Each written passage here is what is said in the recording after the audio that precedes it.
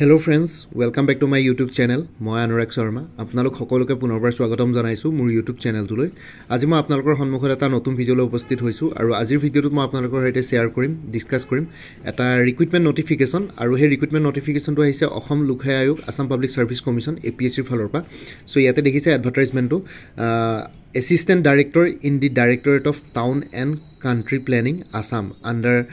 Department of Housing and Urban Affairs. ঠিক আছে, এই ডিপার্টমেন্ট যোনটো আছে Department of Housing and Urban Affairs, so এটোৰ আন্ডাৰতে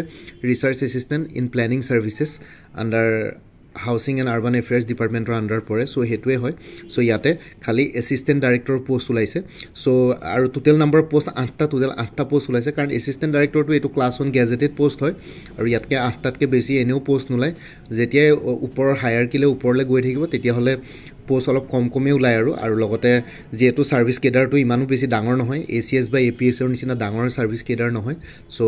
বহুত বেছি ইয়াতে মেন পাৱাৰ দৰকাৰ নাই, সো হেতু কাৰণে অলপ কম। সো ভিডিঅটো আগবঢ়াৰ আগতে মই আপোনালোকক এবাৰ কৈ দিছো, আপোনালোকে যদি বাকি আপকামিং এক্সামস বিলাকৰ কাৰণে প্ৰিপাৰেচন কৰি আছে তেতিয়ালে ফুল কোৰ্সেস এভেইলেবল আছে। যেনেকৈ ইয়াতে মোৰ স্ক্ৰিনত দেখিছে DSS DME IS ৰ grade 3 full course, APSC enforcement inspector full course available আছে, গুৱাহাটী হাইকোৰ্টৰ জুডিশিয়েল এসিস্টেন্টৰ ফুল কোৰ্স আছে, APSC এসিস্টেন্ট একাউন্টস অফিচাৰৰ ফুল কোৰ্স এভেইলেবল আছে, APSC জুনিয়ৰ এডমিনিষ্ট্ৰেটিভ এসিস্টেন্টৰ ফুল কোৰ্স আছে, আসাম পুলিচৰ ফুল কোৰ্স আছে, APSC ষ্টেনোগ্ৰাফাৰ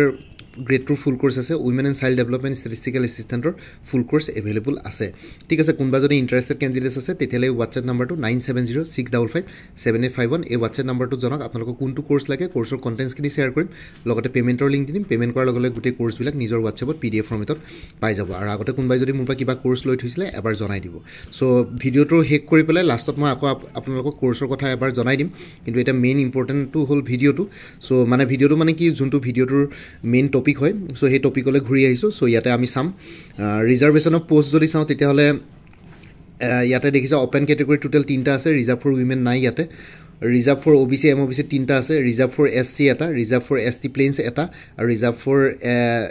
ST প্লেইনছত এটা টোটাল পোষ্ট এটাই আছে আৰু হেতু ৰিজাৰ্ভ ফৰ উইমেনে আছে। ইয়াতে মেল পোষ্ট নাই ST প্লেইনছৰ কাৰণে আৰু ৰিজাৰ্ভ ফৰ ST হিলছত নাই। সো গ্ৰেণ্ড টোটাল 8টা, ৰিজাৰ্ভ ফৰ উইমেন আছে এটা। বাকি ইয়াতে আৰু কথা কৈ দিছো যোনখিনি SC ST plains ST hills বা OBC ক্যান্ডিডেটস আছে তেওঁলোকে ওপেন ক্যাটেগৰি পোষ্টটো কমপ্লিট কৰিব পাৰিব কাৰণ ওপেন ক্যাটেগৰিটো হল সকলোৰ কাৰণে ওপেন হয়। সো ইয়াতে আপোনালোকে কমপ্লিট কৰিব পাৰিব। সো আৰু বাকি ইয়াতে PWBD বা তেনেকুৱা ধৰণৰ কোনো পোষ্ট ৰিজাৰ্ভ নাই, এক্স সাৰ্ভিসমেনৰ কাৰণে ইয়াতে পোষ্ট ৰিজাৰ্ভ নাই। ঠিক আছে, এটা pay scale plus grade pay plus other allowances সেইখিনি কথা যদি চাওঁ per month from time to time. So ইয়াতে পে স্কেলটো 30,000 to 1,10,000, grade pay 13,300, payment 4। So ইয়াতে যদি পে স্কেল বা গ্ৰেড পেটো চাই তেতিয়াহলে আপোনালোকে দেখিছে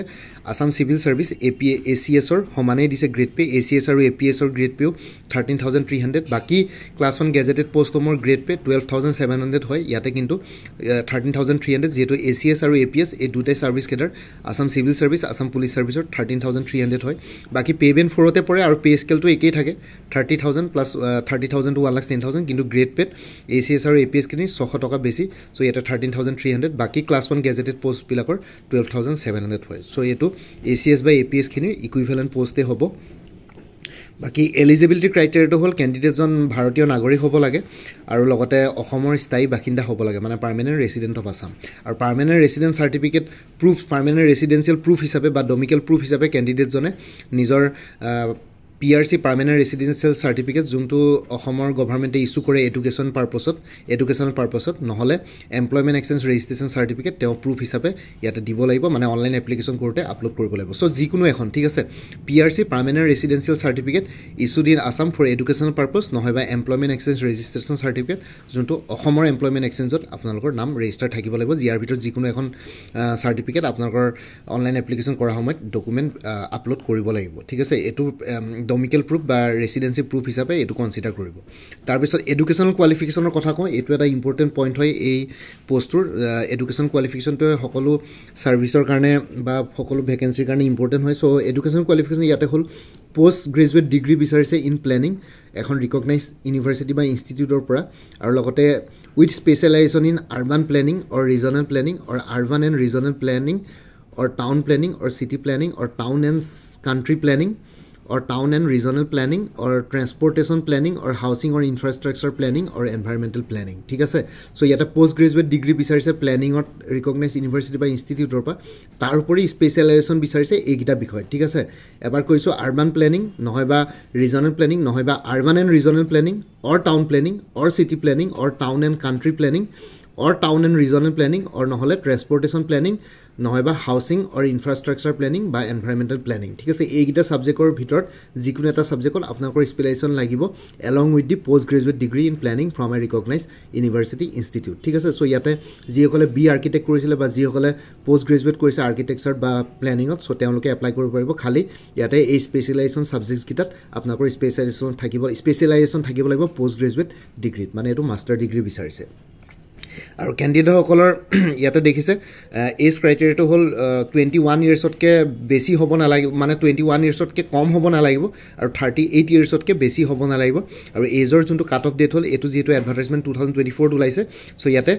1 জানুৱাৰী 2024 টো এজৰ কাট অফ ডেট হিচাপে ধৰিব সো 1 জানুৱাৰী 2024 ঠিক আছে 1 জানুৱাৰী 2025 নহয় 1 জানুৱাৰী 2024 চনটোত আপোনালোকৰ 21 বছৰতকৈ কম হ'ব নালাগিব আৰু 38 বছৰতকৈ 38 ইয়াৰ্ছতকৈ বেছি হ'ব নালাগিব 1 জানুৱাৰী 2024 আৰু ইয়াতে এজ ৰিলেক্সেশ্যন আছে যেনেকৈ এছচি এছটি কাৰণে 5 ইয়াৰ্ছ ৰিলেক্সেশ্যন আছে আপাৰ এজ ৰিলেক্সেশ্যন মানে 43 ইয়াৰ্ছলৈকে ওবিচি এমওবিচি কাৰণে 3 ইয়াৰ্ছ ৰিলেক্সেশ্যন আছে আফটাৰ আপ টু 41 ইয়াৰ্ছলৈকে ঠিক আছে এক্স সাৰ্ভিসমেন আৰু পাৰ্সনছ উইথ বেঞ্চমাৰ্ক ডিসেবিলিটিৰ কাৰণেও ৰিলেক্সেশ্যন আছে ইয়াতে দেখিছে এক্স সাৰ্ভিসমেনৰ কাৰণে 50 years hobo as on 1st January 2024 for unreserved category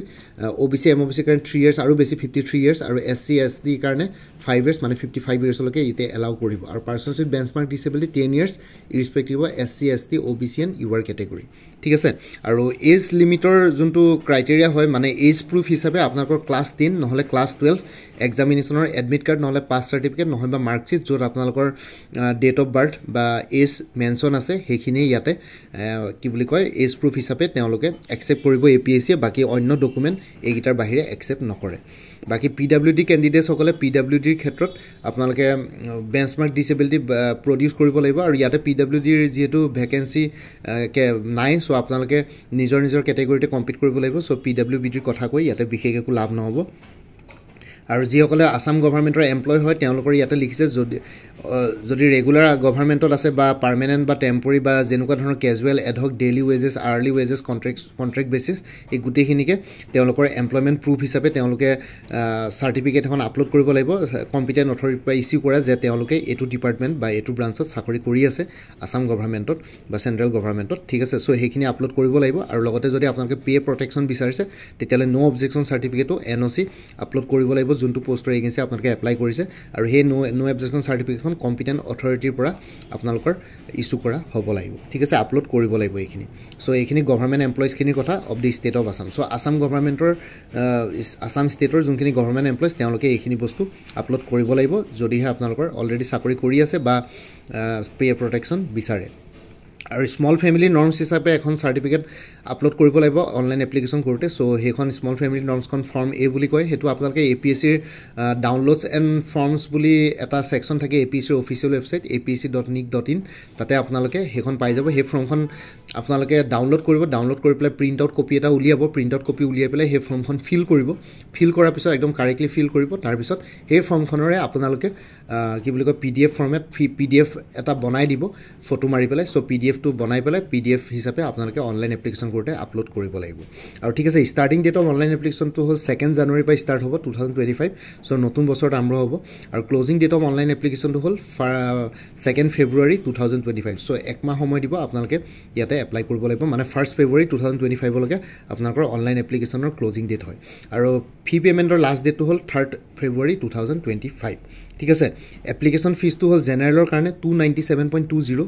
OBC MOBC কাৰণে 197.20 এসসি এসটি বিপিএল পিডব্লিউবিডি কাৰণে 47.20 ঠিক আছে সো এইখিনি হ'ল এপ্লিকেশন ফি প্লাস প্ৰসেসিং ফি প্লাস ট্যাক্সেবল এমাউন্ট হে গুটিখিনি মিলাই পেলাই এইখিনি হ'ল জেনাৰেল ওবিসি এসসি এসটি এইখিনিৰ ওপৰত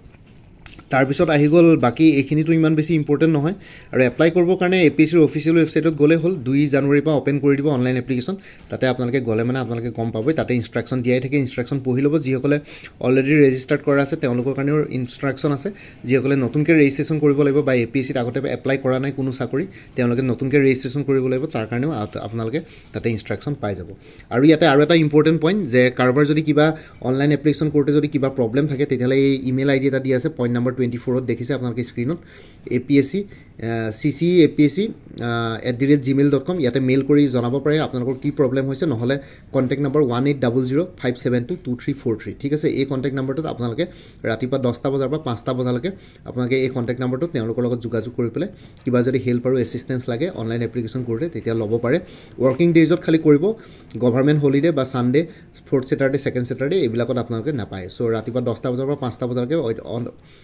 অল ৱৰ্কিং ডেইজত এই কণ্টেক্ট নম্বৰটো বা ইমেইল ID আপোনালোকে ৰিপ্লাই পাব ঠিক আছে বেলেগ আৰু একো নাই ইয়াতে ক'বলগীয়া বেছি এইখিনি বস্তু বেছি একো ইম্পৰ্টেণ্ট নহয় আৰু ইয়াতে যদি আৰু কিবা এটা কওঁ চ' বাকী তেওঁলোকে বাকী যোনটো হেৰি হ'ব মানে আপোনালোকৰ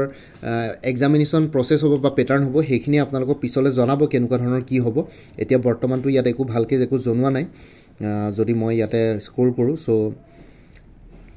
এতিয়া লিখিছে the selection procedure will be notified later on following by issuing Corrigagnum, ঠিক আছে if required the commission will decide the provision for selection in respect of any post or services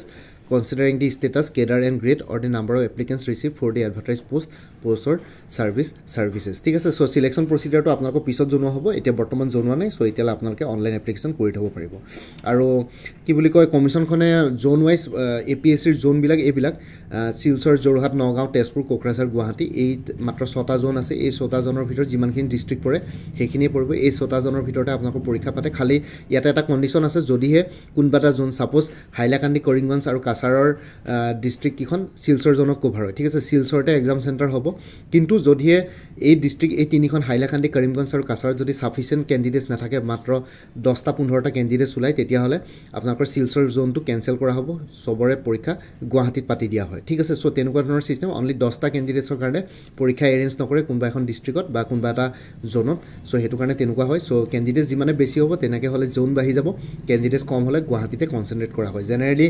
APSC 10000 K com candidates থাকিলে মানে গুৱাহাটীতে পৰীক্ষা conduct কৰে 10000 কে বেছি থাকিলেহে বেলেগ ডিস্ট্ৰিক্টত তেওঁলোকে দিয়ে বাকি আৰু কন্ডিশনস আছে যে বাকি ডিস্ট্ৰিক্টখিনিৰ ক্যান্ডিডেটস কিমান হয় হেতুৰ ওপৰত ডিপেন্ড কৰিব সো এটোৱে আসলে এডভাৰটাইজমেন্ট কোনবা যদি এলিজিবল আৰু ইন্টাৰেষ্টেড ক্যান্ডিডেটস আছে তেওঁলোকে এপ্লাই কৰিব পাৰে যদিহে আপোনালোকৰ পোষ্ট গ্ৰেজুৱেট বা মাষ্টাৰ্ছ ডিগ্ৰী আছে প্লেনিংত আৰু লগতে সেই স্পেশালাইজ সাবজেক্টছ গিটা যোনগিটা মই ইয়াতে কৈলো হেগিটাৰ লগত হেগিটাৰ ওপৰত যদি আপোনালোকৰ স্পেশালাইজেশন আছে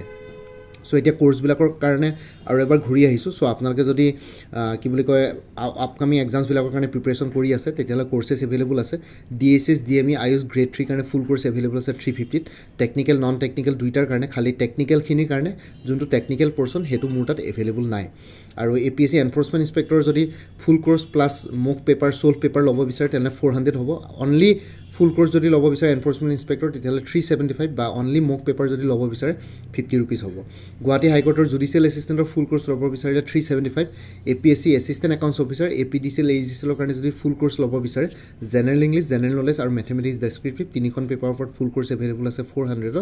আৰু কোনবাই যদি একাউন্টেন্সি কোৰ্স সাবজেক্ট হিচাপে ল'ম বুলি ভাবিছে তেওঁলোকৰ কাৰণে এক্সটাৰ্নেল লিংক এটা শেয়াৰ কৰিম তাতে 3000 মান সলভ MCQs পাই যাব একাউন্টেন্সিৰ বাকি মোৰ কোৰ্স বিলাকত ষ্টেটিষ্টিক্স আৰু ম্যাথমেটিক্স ৰিলেটেড ইয়াতে মেটেৰিয়েলছ নাই বাকি APSC জুনিয়ৰ এডমিনিষ্ট্ৰেটিভ এসিস্টেন্টৰ ফুল কোৰ্স এভেইলেবল আছে ফেজ 1 ৰ জেনাৰেল ষ্টাডিজৰ ফুল কোৰ্স এভেইলেবল আছে ফেজ 1 ৰ ক্ষেত্ৰত বাকি ফেজ 2 ৰ জেনাৰেল ইংলিশ আৰু প্ৰিচি ৰাইটিংৰ ওপৰত কোৰ্সেস এভেইলেবল আছে 400 रुपीसত আসাম পুলিশ SI কনষ্টেবলৰ অন্যান্য পোষ্টৰ কাৰণে ফুল কোৰ্স এভেইলেবল আছে 350 APSC stenographer grade 2 full course available আছে 300 উইমেন এণ্ড চাইল্ড ডেভেলপমেন্টৰ ষ্টেটিষ্টিকেল এসিস্টেন্টৰ ফুল কোৰ্স এভেইলেবল আছে 350 আৰু কাৰেণ্ট এফেয়াৰ্স বিলাক আপোনালোকে মোৰ পৰা কোৰ্স ললে লাইফ টাইমৰ কাৰণে পাই থাকিব তাৰ কাৰণে কোনো ফাৰ্ডাৰ পেমেন্ট কৰিব নালাগে জাস্ট এটা ৰিমাইন্ডাৰ মেছেজ দিলে হ'ল প্ৰত্যেক মাহৰ ষ্টাৰ্টিংতে WhatsAppত এতিয়া বৰ্তমান কাৰেণ্ট এফেয়াৰ্স জানুৱাৰী 2023 পৰা নৱেম্বৰ 2024 লৈকে কভাৰ কৰা হৈছে বাকি ডিসেম্বৰ মাহটো কমপ্লিট হোৱাৰ পিছত জানুৱাৰী ফাৰ্ষ্ট উইকত আপোনালোকে ডিসেম্বৰ মাহৰ কাৰেণ্ট এফেয়াৰ্সখিনি পাই যাব সো আপোনালোকে এটা ৰিমাইন্ডাৰ মেছেজ দিলে হ'ল জানুৱাৰী 3-4 তাৰিখে আৰু লগতে আৰু এটা কথা কৈ দিছো আপোনালোকে মোৰ পৰা কিবা যদি আগতে কোৰ্স লৈ থৈছিল এবাৰ জনাই দিব কাৰণ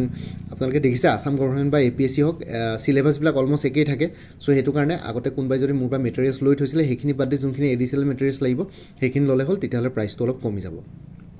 সো ইয়াতে যোনটো হোৱাটছএপ নাম্বাৰ দিয়া আছে 9706557851 আপোনালোকে তাতে মেছেজ কৰি জনাওক আপোনালোকক কোনটো কোৰ্চ লাগে কোৰ্চৰ কণ্টেণ্টছখিনি শ্বেয়াৰ কৰিম লগতে পে'মেণ্টৰ লিংক দি দিম পে'মেণ্ট কৰাৰ লগে লগে গোটেই কোৰ্চটো নিজৰ হোৱাটছএপত PDF ফৰ্মেটত পাই যাব আৰু লগতে কিছুমান এক্সটাৰ্নেল লিংকছো শ্বেয়াৰ কৰিম ভিডিঅ' বা যিয়ে ৱেবছাইট লিংক হওক সেইখিনি শ্বেয়াৰ কৰিম চ' আপোনালোকে এক্সট্ৰা ছাপৰ্ট অলপ পাই যায় বাকী ইয়াতে যোনটো হোৱাটছএপ নাম্বাৰ দিয়া আছে সেইটো অনুগ্ৰহ কৰি কল নকৰিব এইটো জাষ্ট হোৱাটছএপ মেছেজৰ কাৰণে এভেইলেবল কলৰ কাৰণে এভেইলেবল নহয় বাকী ভিডিঅ' ডেছক্ৰিপশ্যন আৰু কমেণ্ট ছেকশ্যন চেক কৰক কোৰ্চখিনি কথা আৰু এবাৰ উল্লেখ কৰি দিছোঁ আপোনালোকে তাতে এবাৰ চাই ল'ব পাৰিব আৰু বাকী মোৰ আৰু এটা চেনেল আছে অসম আইকিউ বুলি সেই চেনেলটোৰ লিংকটো এই ভিডিঅ'টোৰ ডেছক্ৰিপশ্যনত শ্বেয়াৰ কৰিছোঁ আপোনালোকে সেইটো চেনেলো ছাবস্ক্ৰাইব কৰিব পাৰিব চ' ভৱিষ্যতলৈ এনেকুৱা ধৰণৰ কম্পিটিটিভ এক্সামছবিলাক দিয়াৰ ক্ষেত্ৰত আৰু অলপ এক্সট্ৰা গাইডেঞ্চ পাই যায় বাকী মোৰ ভিডিঅ'ছবোৰ চাই যদি ভাল পায় মোৰ চেনেলটো ছাবস্ক্ৰাইব কৰি ল'ব আৰু লগতে আপোনালোকৰ যিমানখিনি ফেমিলি ফ্ৰেণ্ডছ ৰিলেটিভছ আৰু চিনাকি এক্সপিৰিয়েঞ্চ থাকে তেওঁলোকৰ লগত মোৰ চেনেলটো শ্বেয়াৰ কৰিব লগতে কমেণ্ট ছেকশ্যনত জনাব